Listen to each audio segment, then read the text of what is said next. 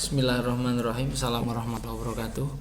Alhamdulillah, syukurillah, salatu wassalamu ala sayyidina Rasulillah Muhammad ibn Abdullah wa ala alihi washabihi wa wala wala haula wala quwwata illa billahil azim.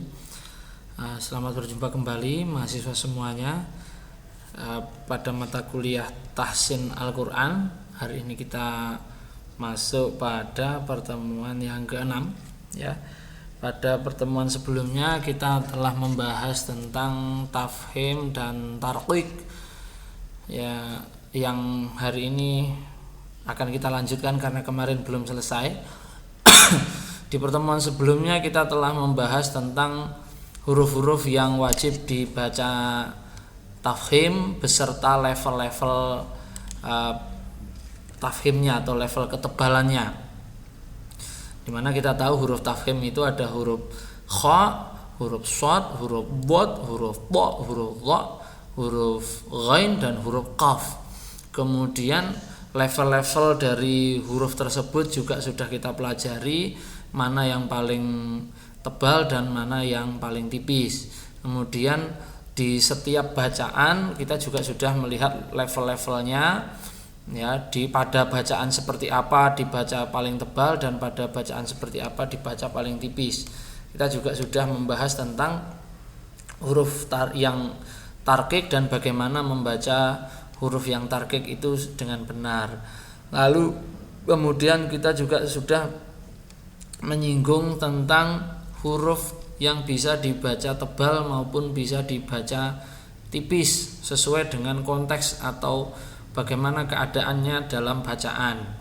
Nah, huruf tersebut yaitu huruf alif, huruf lam, dan huruf ra. Kita sudah bahas dua huruf yang pertama yaitu huruf alif, kapan dia harus tebal, kapan dia harus tipis, tidak akan saya ulangi. Kemudian kapan juga huruf lam itu dibaca tebal dan kapan juga harus dibaca tipis. Nah, kemudian pada pertemuan kali ini kita akan melanjutkan ke pembahasan huruf yang ketiga ya. Saya sudah sampaikan di pertemuan sebelumnya bahwa huruf ra ya, huruf yang ketiga ini memiliki 3 ketentuan dalam membaca tebal atau tipisnya. Jadi yang pertama dia harus dibaca tebal. Ketentuan yang kedua adalah ada suatu kondisi dia harus dibaca tipis. Dan ada juga satu kondisi dia boleh dibaca tebal, boleh dibaca tipis.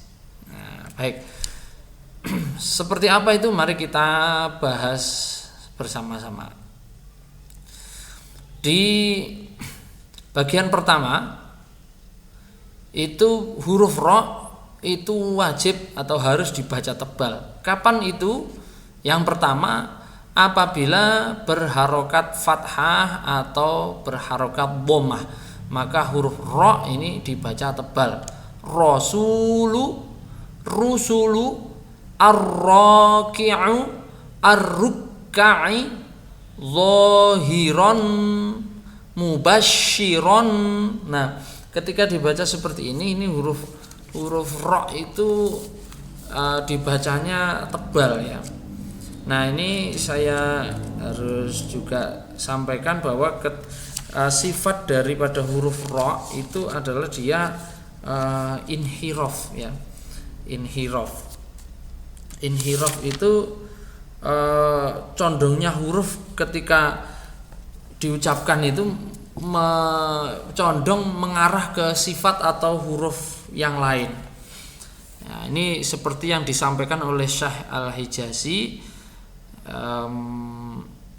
Huruf ra itu ketika diucapkan, sedangkan ra adalah huruf yang ketika diucapkan keluar dari ujung lidah agak ke dalam dan dicondongkan pada makhrajnya huruf nun, yaitu makhraj yang paling dekat dengannya, kemudian condong makhrajnya ke huruf lam. Nah, jadi inhiraf itu, jadi huruf ra itu kadang-kadang jadi kalau misalkan tipis itu mendekati sifatnya huruf nun. Ketika dibaca tebal itu makhrajnya hampir dekat dengan huruf nun, ra. Nah, ketika dia itu dibaca tipis ri begitu, maka dia lebih condong ke makhrajnya huruf lam. Nah, itu yang disebut dengan inhiraf. Salah satu sifat dari huruf ro. Oke, kita tidak perlu kita tidak perlu membahas itu terlalu mendetil. Yang perlu kita pahami adalah kita bisa membedakan ya, kapan ro itu kita baca tebal, kapan ro itu dibaca tipis. Itu dari pendengaran, dari telinga saja sudah bisa kedengaran. Ro ini dibaca tebal, ri ini dibaca tipis. Begitu. Oke. Nah, yang pertama itu bahwa ro wajib dibaca tebal apabila berharokat fathah atau dhammah. Yang kedua adalah ro sukun yang sebelumnya berupa harokat fathah atau dhammah. Yarji'una. Nah, ketika kita mengucapkan ro itu dalam keadaan tebal, maka ro itu menjadi menyerupai huruf isti'la, menjadi memiliki sifat isti'la. Kan saya kemarin mengatakan bahwa huruf yang fathahnya tidak a itu pasti dia punya sifat isti'la. Ro, ya, kho, so, bo, itu pasti ada unsur isti'lanya. Nah, huruf ro itu juga begitu. Ketika huruf ro itu dan gini, dasarnya gini, ya. Semua huruf isti'la itu pasti huruf tafkhim. Ketika kita mengucapkan huruf isti'la, huruf kho, so dan seterusnya itu loh, huruf-huruf isti'la itu dia pasti dibaca tebal, tafkhim. Nah, begitu juga dengan huruf ro. Ketika ro itu dibaca fathah, pasti dia bacaannya tebal, maka dia condong atau cenderung untuk isti'la. Jadi ketika kita membaca huruf ro itu dalam keadaan tebal, maka cenderung untuk isti'la. Karena cenderung untuk isti'la, maka kemudian lidah itu harus naik. Lidah itu naik. Nah, ketika naik maka akan cenderung membuat mulut kita itu agak memuncung begitu. Kalau orang Indonesia, kalau orang Arab mungkin tidak harus sampai mencucu begitu, lidahnya bisa naik. Jadi kita membacanya kalau ada ro sukun jatuh setelah huruf berharokat fathah, maka membacanya tebal. Yarji'una, ya. Rasul. Ketika kita membaca ro itu kan sudah muncung ini hidung mulut kita itu. Rasulu, rusulun, raqi'un loh, ya dah. Nah, maka ketika kita mengucapkan huruf ro ini dalam keadaan sukun yang sebelumnya huruf berharokat fathah, maka membacanya ya akan menjadi sama. Yaru, ya, tebal ini ro tebal, maka mencucu. Yarji'una, yarji'una, yurja'una, yarhamuna, yarhamuna, ya. Nah, itu yang kedua. Kemudian yang ketiga itu apabila bertanda sukun dan sebelumnya berupa huruf kasroh aridoh atau kasroh baru. Contohnya beginilah. Ini tidak bisa ini. Kalau di Usmani, udah ini fotonya juga kok ya pas tidak jelas. Kalau di Mushaf Usmani itu di sini kita bisa melihat ini huruf, saya besarkan sekali lagi ya biar kelihatan besar. Sayang sekali tulisannya Nah, ini irka'u gitu ya. Kalau di Mushaf Usmani itu ada tanda fathah yang dikotai. Kalau ada tanda fathah dikotai itu berarti harokat kok fathah tuh, kasroh ya. Ini kasroh di bawah. Kalau ada kasroh dikotai di bawah itu berarti kasrohnya itu kasroh tidak asli atau kasroh baru. Jadi misalnya di surat apa itu, di surat Yasin ya, di surat Yasin kita buka Mushaf Madinah, di surat Yasin ini halaman berapa nih, 528. Surat Yasin, surat Al-Hajj surat Asy-Syu'ara, surat Al-Qasas, surat Luqman, surat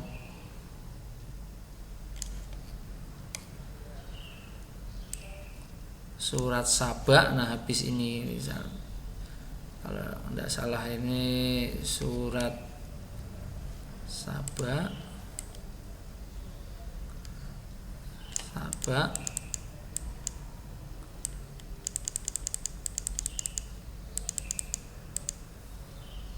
surat Fatir. Nah, habis ini surat Yasin. Nah, ini di surat Yasin.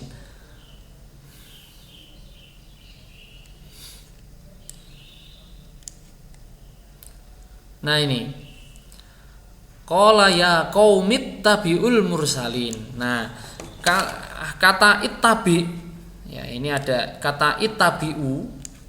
Kata ittabiu itu kalau dia tidak dia ada di tengah-tengah kalimat, itu hamzahnya tidak dibaca. Qala ya qaumit tabi'u, qaumit tabi'u. Tapi ketika dia di awal kata, maka dia dibaca ittabi'u. Di Mushaf Utsmani itu ya, kalau lengkap itu biasanya di bagian bawah sini, di bagian sini ini ada tanda fathah yang dikotai. Nah, itu fathah, batak fathah itu kasroh ya. Tanda kasroh yang dikotai. Kalau ada tanda kasroh yang dikotai, itu berarti kasrohnya kasroh baru. Ya. Nah, ini kan aslinya tidak ada ini. Ya qaumit tabi'u, kalau namanya, kalau dalam istilah nahwu sorob itu hamzahnya hamzah wasol. Hamzah wasol itu kalau di tengah-tengah itu hilang, kalau di awal itu muncul. Nah, kadang ada yang munculnya itu berupa dhammah, ada yang munculnya berupa kasroh. Ada ungdur, nah, kalau itu berarti dhammah. Fangdur, kalau di depannya ada huruf fa, saya catatkan ya, misalnya ini ungdur, ini dibacanya ungdur. No.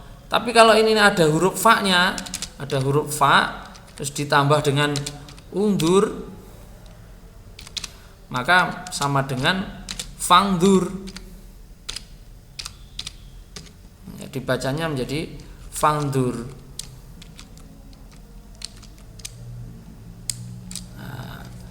Nah, kalau kemudian itu tadi itu misalnya kata irfa. Nah, irfa itu asli, kalau misalkan ditambahi fa, ya fa kemudian ditambah dengan kata irfa, maka itu dibacanya menjadi farfa.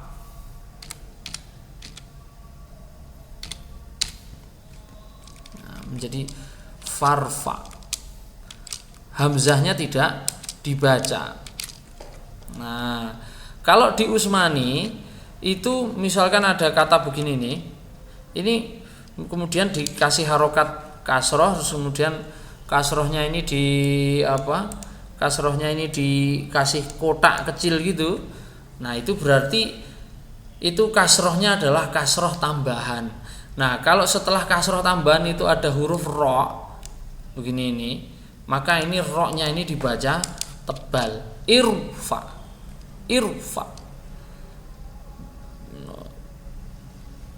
Nah, ini oke, kita kembali ke yang tadi ya, sebentar.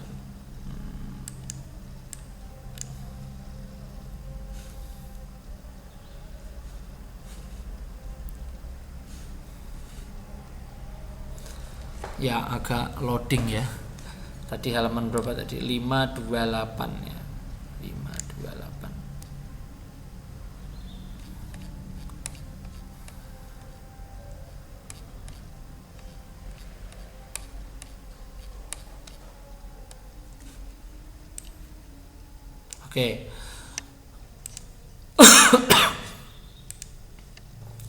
Nah, ini irka'u ya. Bertanda sukun dan sebelumnya berupa kasroh baru atau sesudahnya berupa huruf isti'la.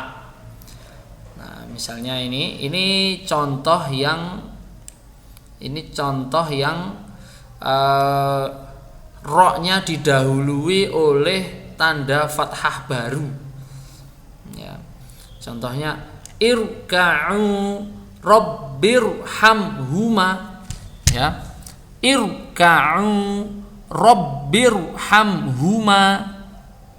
Nah, ini contoh yang pertama apabila didahului oleh hamzah yang berharokat kasroh, kasroh baru, ya. Kasroh yang baru. Nah, kemudian juga apabila setelah ro sukun itu berupa huruf isti'la, huruf yang tebal. Ini qaf, ini huruf isti'la. Ada shad, ini juga huruf isti'la. Ada to, ini juga huruf isti'la. Ada shad, ini juga huruf isti'la. Nah, maka membacanya ini juga harus tebal. Firqatan, mirsodan,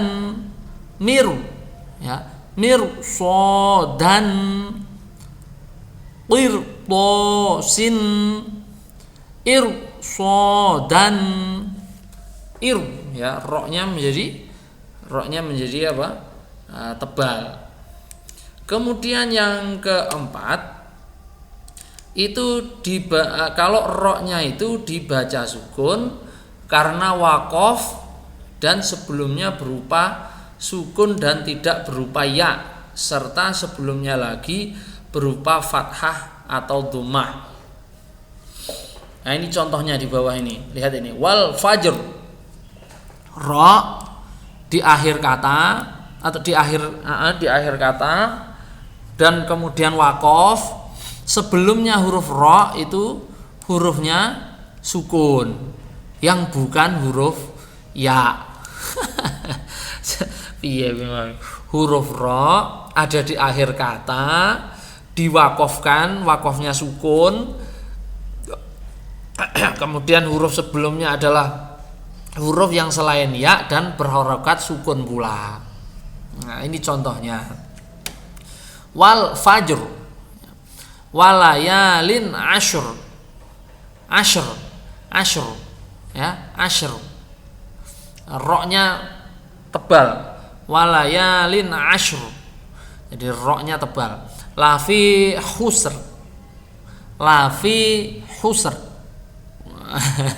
Khoknya tebal, sinnya tipis, roknya tebal. Lafi khusr. Wah, pokoknya kalau latihan mengucapkan tafhim dan tarkik itu, apalagi kalau di huruf ro itu senam bibir betul itu. Lailatul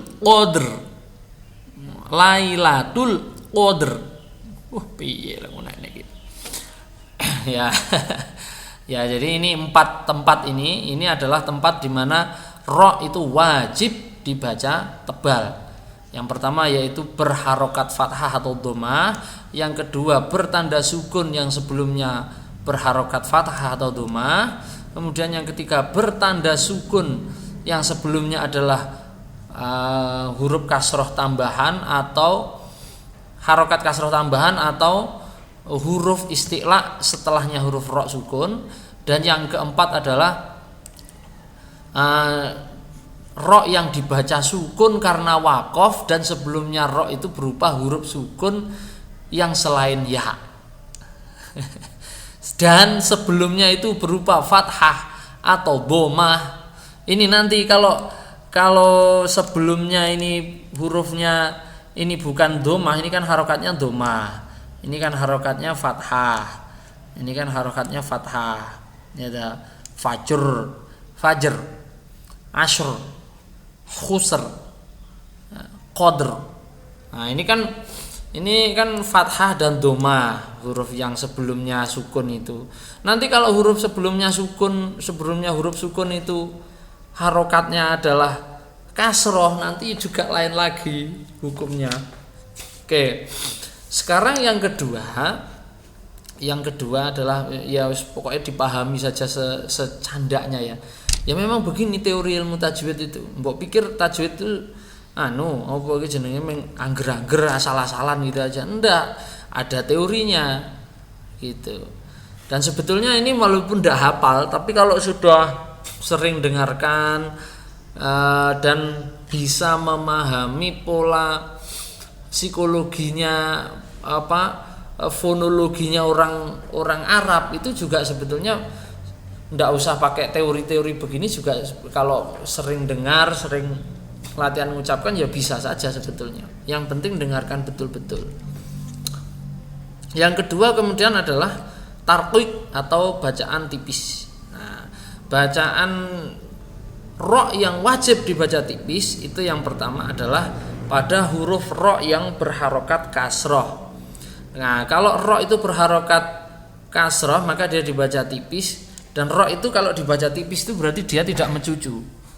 Artinya lidahnya itu tidak naik, lidahnya turun. Gitu. Rijalun al-ghorimina as-sabirina. Nah, ri ya meringis. Nah, rijalun al-ghorimina as-sabirina. Yang kedua adalah bertanda sukun dan sebelumnya berupa kasroh asli. Nah, ini Fir'auna, ini kasroh asli. Ini kasroh asli. Beda dengan yang tadi, beda dengan yang ini. Nah, beda dengan ini. Irfa, ini aslinya tidak ada ini. Irfa, ungdur. Kalau ini tidak asli kasrohnya. Kasrohnya kasroh tambahan. Taunya kalau tambahan gimana? Taunya kalau tambahan, dia kalau misalkan diapit oleh huruf lain menjadi hilang. Farfa loh, aslinya kan tidak ada. Tapi kalau fa-nya dihilangkan menjadi dibaca irfa. Gitu. Nah, kalau kasrohnya asli maka itu dibacanya tipis. Fir'auna la syirzimatun la syirzimatun al firdausa istobir. Nah, itu dibaca tipis. Kalau sebelumnya berupa harokat kasroh asli dan dalam satu kata, satu kalimah itu bahasa Indonesianya kata, serta sesudahnya tidak ada huruf isti'la. Nah, kalau ada huruf isti'la yang nanti lain lagi ketentuannya. Yang ketiga dibaca sukun karena wakof, roknya itu ada di akhir kata, akhirnya dibaca sukun karena wakof dan sebelumnya berupa ya sukun. Contohnya khobir, qodir, toir, khoir. Nah, ini roknya meringis tipis, tidak tebal. Kemudian yang keempat ya, yang keempat dibaca sukun karena wakof dan sebelumnya berupa huruf sukun, bukan huruf isti'la, dan sebelumnya lagi berupa harokat kasroh. Nah, ya Allah, dibaca sukun karena wakof, berarti di akhir kata ini dia harus diwakofkan, dan sebelumnya itu berupa huruf sukun yang bukan isti'la, dan sebelumnya lagi itu berupa huruf yang berharokat kasroh. Nah, contohnya dzikr, sihr, hijr, shad, wal qur'ani dzikr. Nah, itu tipis. Nah, itu ini ngapalkan begini ini juga tidak mudah loh, Cah ya. Dan saya yakin ini sebagian besar kalian ini belum dapat materi yang modelnya kayak gini. Makanya nanti saya kirimkan lah ini materi ini, nanti akan saya share ke grup ya. Kemudian yang ketiga, posisi yang ketiga itu adalah kondisi di mana boleh ro itu dibaca tarqiq, boleh dibaca tafkhim. Nah, yang pertama adalah apabila ro itu bertanda sukun dan sebelumnya berupa harokat kasroh asli, dan seterusnya adalah berupa huruf isti'la yang dibaca kasroh. Jangan. Nah, ini dasarnya dari mana ini? Dasarnya ini di bukunya. Enggak saya scan sampai situ. Ini halaman berapa ini tadi? Enggak saya scan ini tadi ya. Halamannya coba saya buka dulu.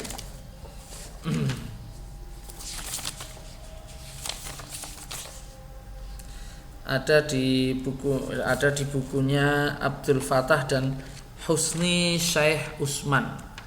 Ya, Abdul Fattah dan Ali Fattah dan Husni Syekh Usman. Di sini ya Abdul Fattah bukunya namanya Hidayatul Qori, sama punyanya Husni Syekh Usman. Jadi ada dasarnya itu. Mana lagi ini? Tidak ketemu ini. Jadi ada macam-macam ya. Oke. Baik. Ini yang dibaca wajib tipis, ini yang boleh tebal, boleh tipis. Yang pertama adalah bertanda sukun sebelumnya harokat asli, harokat kasroh asli ini rok sukun, kemudian ini ada kasroh yang asli, dan kemudian setelahnya ini ada huruf qaf ini huruf isti'la yang dibaca kasroh. Ini kan kasroh tanwin. Nanti membacanya boleh firqin, boleh firqin. Jadi boleh firqin, boleh firqin. Ya, seperti itu. Yang kedua, ro yang dibaca sukun karena waqaf dan sebelumnya berupa huruf isti'la yang bertanda sukun, dan sebelumnya lagi berupa kasroh. Nah, ini berupa kasroh. Contohnya adalah ainal qitr, bisa dibaca ainal qitr atau bisa dibaca ainal qitr. Ainal qitr. Wangel ya. Nah, dibaca Misr, bisa Misr. Nah, ini ada lafadz misro tafkhim lebih utama, lafadz al-qitr tarkik lebih utama. Ini gimana dasarnya? Ini bisa dilihat di bukunya Abdul Fattah di Hidayatul Qori. Di sini tidak dijelaskan. Kemudian ini harokat kasroh yang sesudah roknya berharokat kasroh dan setelahnya ada huruf ya yang dibuang dalam waqaf. Nah, di dalam Al-Quran roh ini hanya ada di 3 tempat, yaitu kalimat nudur yang didahului dengan wawu. Wanudur itu aslinya ada wanuduri, ngono aslinya. Kalimat yasr itu aslinya yasri. Kalimat asr itu aslinya asri. Nah, kalau ada kalimat begini ini nudur ini boleh dibaca nudur, bisa dibaca nudur. Kemudian yasr ini bisa dibaca yasr, bisa dibaca yasr, yasr. Ini aja bisa yasr, bisa yasr. Bisa yang asri ini bisa dibaca asr, bisa dibaca asr. Begitu.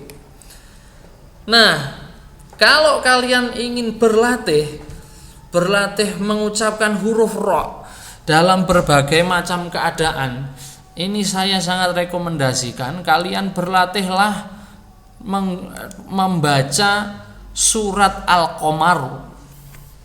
Ya, yaqtarabatis sa'atu wan syaqqal qamar. Wa iyyaru ayatan yu'ridu wa yaqulu sihrum mustamir. Nah, mustamir. Mir apa mir? Nah, itu kita bisa lihat dari ketentuan tadi ada di sebelah mana, ya, sukun dan sebelumnya berupa harokat kasroh asli. Nah, itu goleki nang kene. Nah, untuk menentukan apakah bacanya kita sudah benar, berharok dibaca sukun berupa kasroh. Ini yang dibaca tebal, ini yang dibaca tipis. Nah, ini nanti kita bisa cari sendiri. Wa kadzdzabu wattaba'u ahwa'ahum wa kullu amrin mustaqir. Oke lah. Muzdajar hikmatun balighatun fama tughnin nudur. Bisa nudur atau nudur, nukur. Ini ada banyak ini. Semua ayatnya kan diakhiri dengan huruf ro. Nah, ini bisa kalian pakai untuk latihan ya. Nah, itu saya kira materi hari ini yang terkait dengan tafhim dan tarqiq, terutama pada huruf ro. Nah, sekarang mari kita beralih ke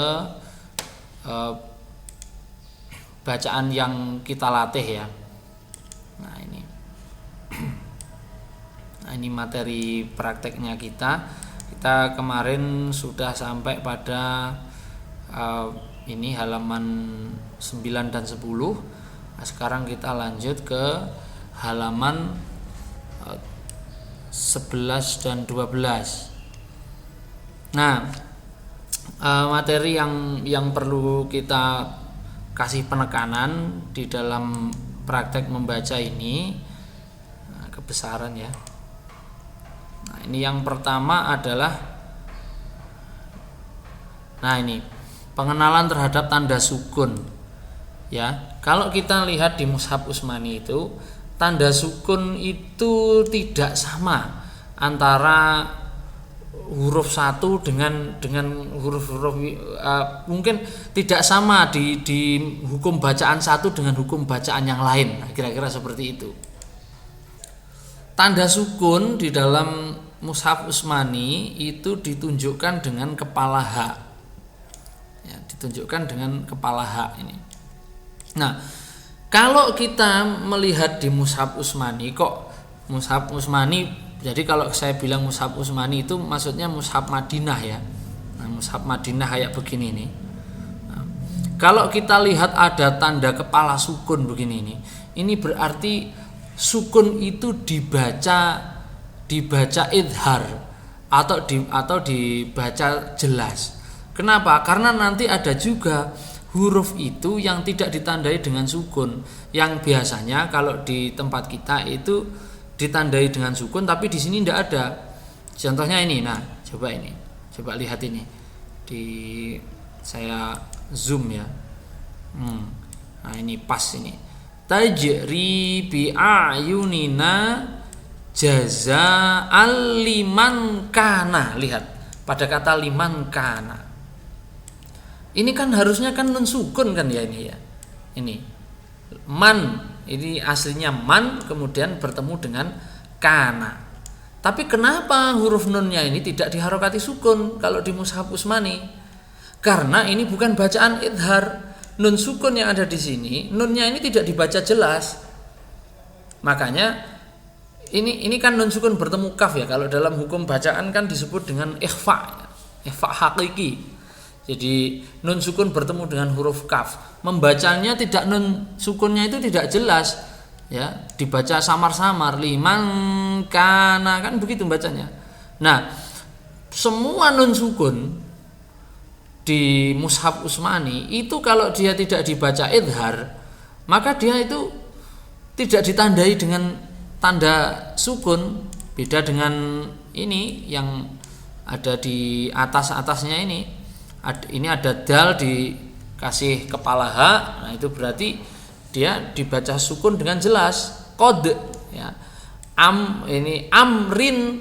Ini kalau amrin qad kudir. Nah, ini memnya ditandai dengan kepala ha, jadi sukunnya itu jelas gitu ya. Tajri bi a'yunina jazaa'an liman kana kufir. Nah tanwin juga begitu kasusnya pada tanwin itu. Tanwin itu ya kita lihat tanwin sudah kita bahas kemarin ya. Kalau tanwin itu jejer itu disebut dengan tanwin rangkap, itu bacanya jelas. Tapi kalau kayak gini, nah ini ada jazaa'al liman kana, ini tanwin deret. Tanwin deret itu berarti dia tidak dibaca, tanwinnya tidak dibaca dengan jelas. Dia bisa dibaca idgham ya, bisa dibaca iqlab barangkali. Gitu. Al-wahi wa dusur jazaa'al liman kana kufir. Nah, begitu. Ya. Ini ada lagi mim muddakir, lihat. Ini pokoknya kalau ada nun sukun itu kok tidak dibaca idhar, itu pasti tidak ada harokatnya. Kok ribet amat sih Pak? Ya kalau awal-awal memang ribet baca mushaf Utsmani itu, tapi kalau sudah terbiasa nanti juga tidak. Ini fantasir.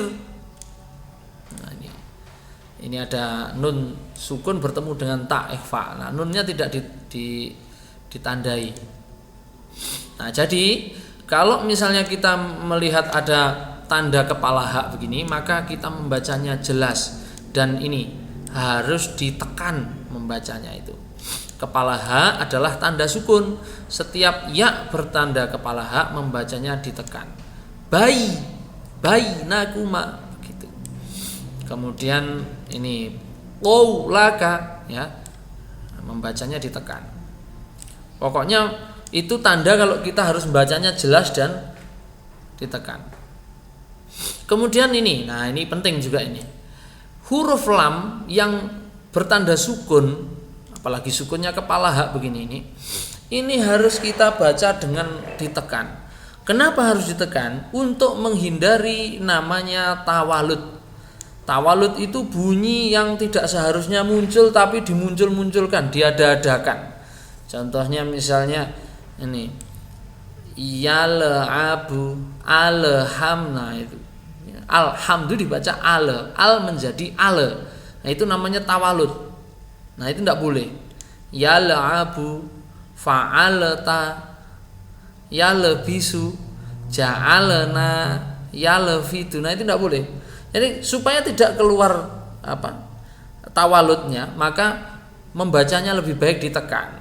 Yal'abu bal kana yalbisu, begitu. Yalfidu fa'alta ja'alna, begitu. Ja'alna, mending ditekan daripada tidak ditekan terus akhirnya berpotensi memunculkan tawalud, begitu. Nah, apalagi pada pada alif lam ta'rif ini. Walhamdu, jangan sampai walhamdu begitu ya. Nah terus juga di sorot ini perlu kita sorot ya. Kalau di mushaf Utsmani setiap alif lam ta'rif ya, itu alifnya selalu dikasih kepala shad. Nah ini jangan sampai mengganggu kita ya. Jangan sampai ini mengganggu kita. Ini tidak dibaca, ini kepala shad yang ada di atasnya alif ini. Jadi bacanya ya tetap walhamdu. Saya banyak menemukan anak-anak saya, murid-murid saya itu membacanya waulhamdu, dikiranya ini adalah harokat dhammah, padahal ini aslinya adalah harokat yang tidak perlu dibaca. Ini bukan harokat ya, ini tanda bahwa ini adalah alif pada al ta'rif, itu saja sebetulnya ya. Nah itu di mushaf Utsmani begitu, alif bertanda kepala shad di tengah tidak dibaca. Nah, ini kita bisa lihat di mushaf Madinah, kita bisa melihat di mushaf Madinah ini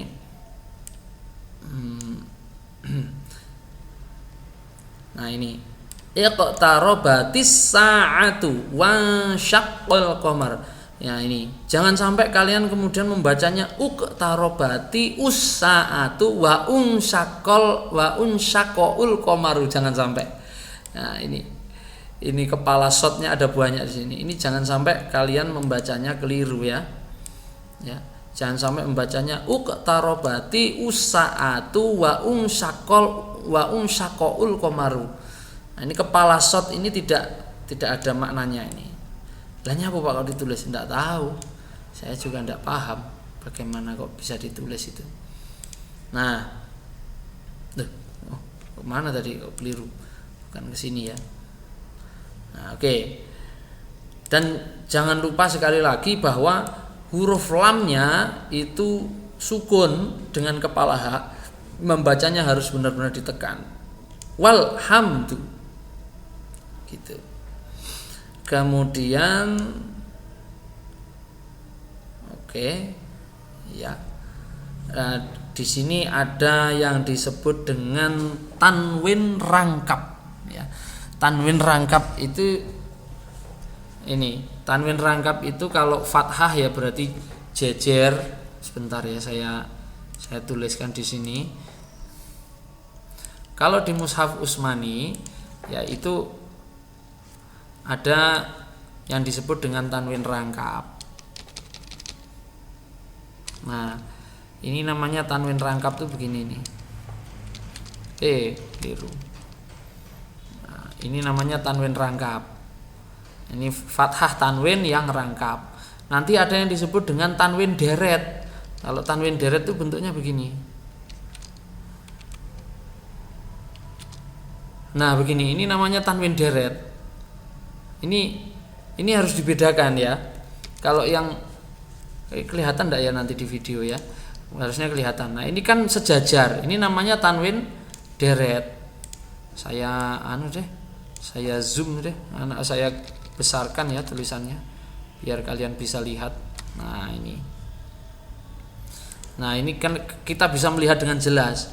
Ini namanya disebut dengan tanwin rangkap. Kalau tanwin rangkap itu dibacanya jelas. Nah, dibacanya jelas. Misalkan di Mushaf Madinah kita buka lagi. Ada tidak ya di sini tadi ya? Nah, ini kalau tidak wakof, ini dibacanya nukurin begitu. Ini dibacanya ditekan. Mana lagi ya? Mungkin di sebelah sini. Khusya'an. Nah, ini tanwinnya tanwin yang rangkap. Ini dibacanya jelas. Khusya'an. Begitu. Nah, ada tanwin itu yang deret. Deret itu contohnya yang mana ini? Nah, ini munhamirin. Munhamirin. Bukan ini. Amrin qad kudir. Nah, ini namanya tanwin deret. Tanwin deret itu berarti dia tanwinnya itu tidak dibaca jelas dia. Dia bisa mungkin dibaca idgham, dibaca iqlab atau dibaca ikhfa.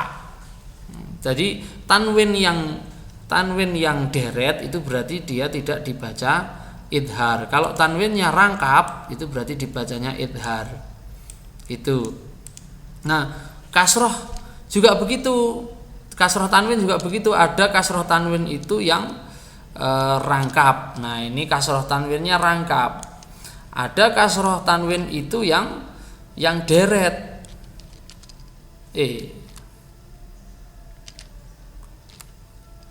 Kok iso ya sing kaya.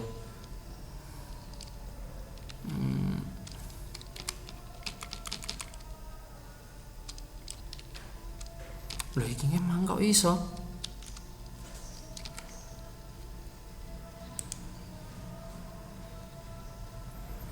Tadi ini kok bisa ya?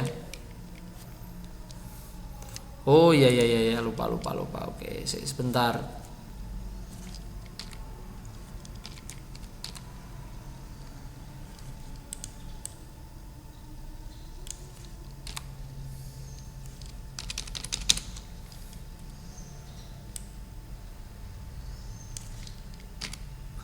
Nah, ini nulisnya begini.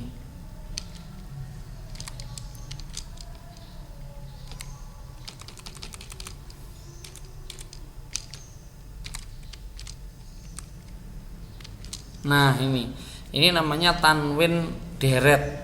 Nah, ya kalian ya sudah paham lah ya. Nah, kemudian ada juga nah ini disebut dengan, nah ini kalau ini fontnya yang berbeda ya ini. Wah, beda ini.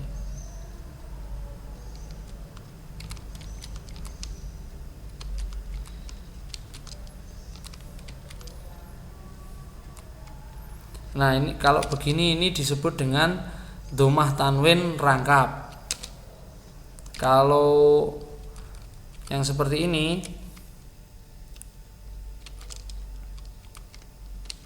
nah ini dhammah tanwin yang deret, tanwin deret yang begini ini.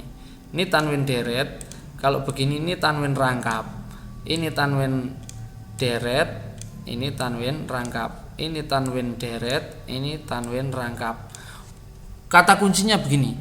Kalau tanwin itu rangkap, berarti dibacanya jelas atau idhar. Kalau tanwin itu deret, berarti dibacanya tidak jelas, bisa ikhfa, bisa idgham, bisa iqlab. Nah, gitu saja. Simpelnya seperti itu. Nah, ini kita lihat, ini ada tanwin deret namanya. Ini tanwin deret. Ini yaumun. Nah, ini dibaca jelas ini. Yaumun asir. Ini dibaca tipis ini. Kalau kita lanjutkan misalkan hadza yaumun asirun kadzabat. Loh, berarti ini kan tidak dibaca jelas. Asirun kadzabat, kan begitu membacanya menjadi seperti itu. Itu kalau dhammah. Ya. Tadi yang mana tadi ya? Nah, ini khusya'an, ini dibaca jelas. Oke, itu aja kira-kira ya. Kemudian kita kembali lagi ke sini. Nah, pokoknya ini semuanya ini tanwinnya tanwin rangkap. Ini namanya tanwin rangkap. Nah, itu tanwin rangkap atau nun sukun yang bertanda kepala H itu dibacanya ditekan, jadi harus jelas gitu. Nah, mem sukun juga begitu. Mem itu kalau mem sukun ada tanda kepala H-nya, itu berarti dibacanya ditekan dan dibaca jelas. Karena kan hukum mem sukun nanti kan ada yang bertemu dengan mem, ada yang bertemu dengan ba. Nah, kalau bertemu mem atau bertemu ba, itu kan dia berarti tidak dibaca jelas, dibaca ikhfa sama dibaca idgham. Nah, selain bertemu mem dan ba, dia kan dibacanya jelas gitu. Kalau dia bertemu mem atau ba, itu memnya itu tidak ada harokatnya kepala H gitu. Ada ndak ya contohnya di mushaf Madinah? Kayaknya ndak ketemu kayaknya. Kelamaan juga nanti kalau nyari. Nah, kalau ini membedakan bunyi saja, ini sudah kita latih kemarin itu. Ini kaf, ain dan hamzah. Mana lagi? Ya, ini lebih ke pengucapan saja ya. Teoritiknya tidak, sudah kita pelajari sebelumnya. Nah, sekarang mari kita bacakan dulu, sebelum nanti kalian peragakan ya. Saya beri contoh bacaannya dulu. Oke. Bi menjadi bayi, bainaka, bainakuma, alaika, ro'ainahu, ladaina, wa ilaihi, atainahu. Kepala H adalah tanda sukun. Setiap ya bertanda kepala H membacanya ditekan. Qu menjadi qaw, qawmuka, qawlaka, qawmihi, naumuka, taubatun qausaini watawasau. Setiap wawu bertanda kepala ha membacanya ditekan. Kolom ke-25. Nal ohu. Ya, ingat membacanya lam sukun ditekan. Yal'abu bal kana yalbisu yalfidu fa'alta ja'alna. Ya, jadi jangan sampai muncul tawalud. Ya, saya ulangi lagi. Yal'abu bal kana yalbisu yalfidu fa'alta ja'alna. Setiap lam bertanda kepala ha membacanya ditekan. Wal sama dengan wal. Wal hamdu humul khosiruna wa wadu'al mizana minal alamina wa khosafal qomaru. Alif bertanda kepala shad, di tengah tidak dibaca. Oke. An, in, un sama dengan an, in, un. Bun, ya, nun, qin, wa, nun, sin, wa, nun, dun, ya, ka, in, gholaba, tan, hauna.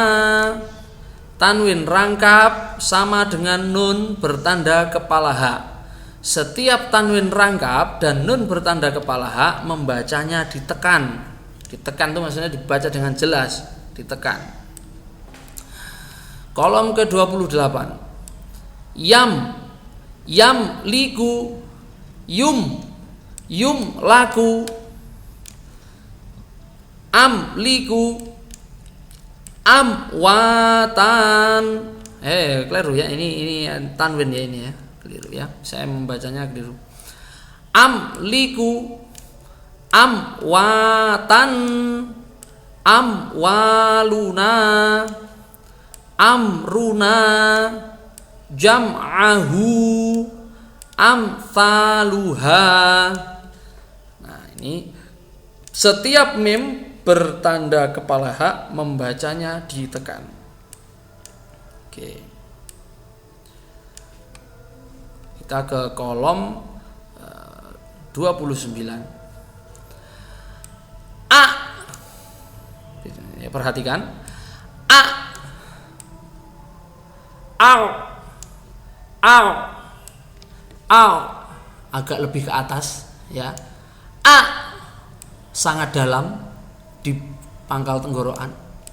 Au ada di atasnya. Au ada di atas tenggorokan, di tengah tenggorokan. Ak di pangkal tenggorokan yang agak depan. Nah, ini harus dibedakan ini. A bawah sendiri pangkal tenggorokan. Au di tengah tenggorokan. Ak hames ya, ada di pangkal tenggorokan yang agak depan. Ta lamuna la tuti'hu, jangan la tuti'hu, la tuti'hu. Taktumuna ya'muruna takuluna tu'minuna. Hati-hati bedakan antara hamzah sukun, ain sukun, dan kaf sukun. Kolom nomor 30. Ak. Ya, ingat ini dua huruf ini, tak dengan kaf ini sama-sama apa? Hamas. Jadi udaranya harus bisa kita keluarkan. Ak. Ya. Jadi jangan sampai ats atau aks ya. Ak, at. Dia sama, syid, dua huruf ini sama. syiddah dan hamas. Syiddah bunyinya tertahan, jadi tidak boleh memunculkan bunyi ketika dia dibaca sukun. Ketika dia dibaca dengan sukun, maka yang keluar adalah udaranya saja, bukan suaranya. At, bukan ats, ya. Yatba'una, ingat, tidak yatsba'una. Yatba'una, bukan yatsba'una, ingat. Yatba'una, matrobatun, tatba'uha, yaktubuna, taksibuna, amsakna. Harusnya sama, ya, cara gejala bacaannya harusnya sama antara kaf dengan tak itu. Jadi tak itu syiddah dan hamas, kaf juga syiddah dan hamas. Kalau kaf itu tidak mengeluarkan bunyi tambahan, tak harusnya juga begitu. Tidak kok kemudian taknya tiba-tiba muncul cesnya itu. Ya, saya ulangi lagi. Yatba'una, matrobatun, tatba'uha, yaktubuna, taksibuna, amsakna. Hati-hati bacalah tak sukun dan kaf sukun dengan benar. Selanjutnya, nah ini yang kolom 31 ini baru huruf shafir atau huruf desis. Kalau yang di atas tadi huruf ta itu dia tidak memiliki desis harusnya. Jadi kalau kamu membacanya yatsbauna, itu perlu ditelusuri lagi teori sifatul huruf dan makhorijul hurufnya huruf ta itu harus ditelusuri lagi. Nah, kalau yang kolom 31 ini memang betul-betul huruf shafir. Maka ketika kita membacanya, perhatikan ada desis yang keluar yang muncul. As, az. Nah, tantangannya adalah membedakan ketiga huruf ini ketika dibaca sukun, karena seringkali membacanya menjadi kelihatan sama saja. Harus dibedakan, ya. Asjudu, asdaku, jangan dibaca asdaku, jangan hanya asdaku. Itu sin, itu bukan shad. Ya. Oke, saya ulangi dari atas. Asjudu, asdaku, azka, yashabu, keliru. Saya ulangi lagi dari sini. Asjudu, asdaku, azka, yashabu, muslimun, tas'adu. Hati-hati bedakan antara sin sukun, shad sukun, dan zai sukun. Kemudian huruf selanjutnya yaitu shin dan ta. Nah, beda jauh ini, beda jauh, ya. Ta dan shin, ya. Ingat ketika mengucapkan huruf shin jangan lupa perhatikan tafasyinya atau berhamburnya udara di dalam mulut. Ya. Nah, kalau ini dibacanya ini dibacanya ujung lidah mengenai ujung gigi seri. Yashkuruna, yash'uruna,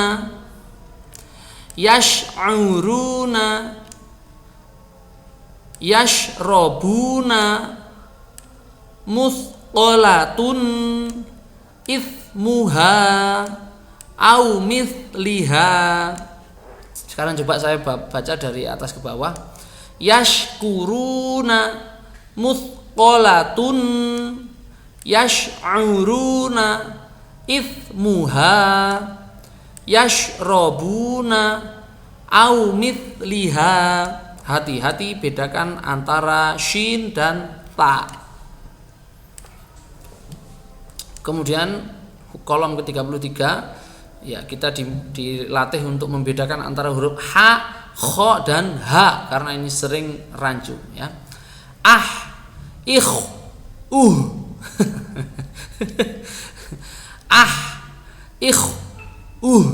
Ya.